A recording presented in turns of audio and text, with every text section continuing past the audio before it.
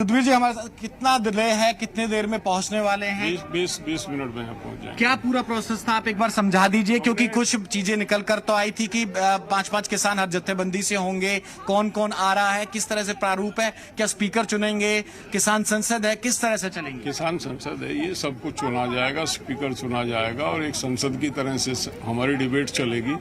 Debate का जो मुख्य एजेंडा है वो एमएसपी की गारंटी मिले देश के किसान को और 3 कानून वापस लिए जाएं, उसी पे चर्चा होगी। चौधरी साहब, इसमें पार्लियामेंट चलती है तो उसमें सत्ता पक्ष भी होता है, विपक्ष भी होता है, आप लोग के ही लोग हैं तो उसमें तो एक तरफा फिर हुई। एक तरफा चर्चा चलेगी वो ठीक है, लेकिन हम बड़े विस्तार से जो बार बार सरकार कह रही है पॉइंट वाइज, वैसे तो हमने अपनी चर्चा में भी विज्ञान भवन में बता दिए थे, लेकिन आज हम यहाँ भी चर्चा करेंगे। चौधरी साहब, एक चीज और आपसे बार बार कही जाती है कि आप लोग में काला क्या है ये नहीं समझा पाए और लगातार अब समझा दिया, वो दस्तावेज इनके पास है, एक एक पॉइंट से समझा दिया और हमने ये बता दिया एक आध कुछ काला हो तो वापस करने की बात करें, तमाम कानून ही काला है और उसका कोई उसमें गुंजाइश नहीं है कोई। बिल्कुल, आपने कहा गुंजाइश नहीं है, तमाम जो राउंड की बैठकें थे। एक आखिरी सवाल मुझे और समझा दीजिए, आपकी ये पूरा प्रोसेस है किसने 9 तारीख तक चलेगा, जिस दिन पार्लियामेंट का सेशन होगा सिर्फ उस दिन ही आप लोग आएंगे या सैटरडे संडे को भी लगातार? छुट्टी वाले दिन हम नहीं आएंगे, जिस दिन पार्लियामेंट, और 26 तारीख और 9 तारीख को केवल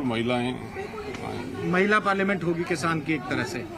तो ये कहते हैं कि ये जो बिल्कुल पार्लियामेंट के पास तक आना, यही एक पूरा कहें कि शुरुआत में तमाम मैं जत्थेबंदियों के नेताओं को सुन रहा था, उनका कहना था कि हमारा मकसद ही पार्लियामेंट में प्रदर्शन करना था, इसे एक तरह से परमिशन मिलना और इस पूरे प्रोसेस को होना। क्या जत्थेबंदियां आप लोगों के जो प्रतिनिधि हैं इसको जीत मानते हैं? देखिए, जीत हार का नहीं प्रश्न है, ये हमारा मौलिक अधिकार है पार्लियामेंट पे जाके अपनी बात रखने का। हम कोई नया काम नहीं कर रहे हैं, उसी प्रोसेस में हम भी यहाँ तक आए हैं, तो इसमें मैं इसको जीत हार में का कोई सवाल नहीं। मैं एक सवाल और पूछना चाह रहा था कि राकेश टिकैत को हम लगातार कवर करते हैं और मैं हरियाणा से तमाम खबरें करता हूं। यहाँ हरियाणा में एक अलग ट्रेंड शुरू हो गया है। हरियाणा में ट्रेंड है कि जो बीजेपी के और जेजेपी के नेता जाएं, उनके विरोध में कहीं ना कहीं चाहे डिप्टी स्पीकर हो, हिंसा भी देखने को मिली। आप लोग तो हम उस हिंसा, हमने अपने उनको इंस्ट्रक्ट किया कि हम किसी तरह की हिंसा के खिलाफ हैं। अगर कोई व्यक्तिगत कार्यक्रम में जाए उसका विरोध ना किया जाए, सरकारी कार्यक्रम में नारे लगा के और काले झंडे दिखा के विरोध करें, ये हम हर समय समय पे अपने लोगों को। और गुरनाम सिंह चिंडूनी साफ तौर पर कह रहे हैं कि पंजाब इलेक्शन लड़ने का वक्त आ चुका है।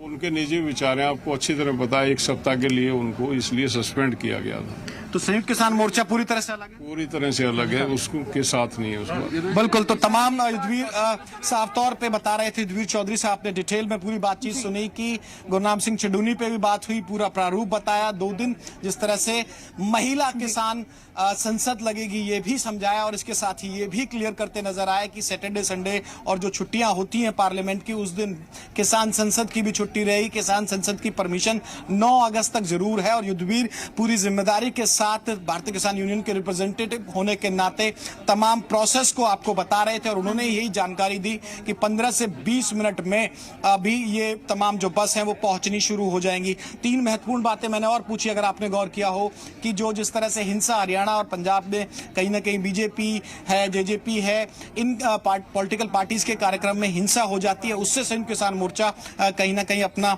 किनारा करता हुआ नजर आता है। और इसके अलावा जो एक महत्वपूर्ण सवाल पूरे पंजाब के लिहाज से बना हुआ था कि गुरनाम सिंह चिंडूनी लगातार कहते हैं कि पंजाब में इलेक्शन लड़ने का वक्त आ गया है, इसका जवाब भी हमें संयुक्त किसान मोर्चा की तरफ से ऑन कैमरा मिला और युद्धवीर चौधरी साफ तौर पर बताया कि उन्हें सस्पेंड इसी तरह के बयानों के लिए किया गया था और संयुक्त किसान मोर्चा किसी भी तरह से पंजाब इलेक्शन में जाने के मूड में नहीं है। 3-4 महत्वपूर्ण नई और बड़ी खबरें, जानकारी आपके सामने है। जी बहुत बहुत शुक्रिया विनोद जी इस तमाम जानकारी के लिए।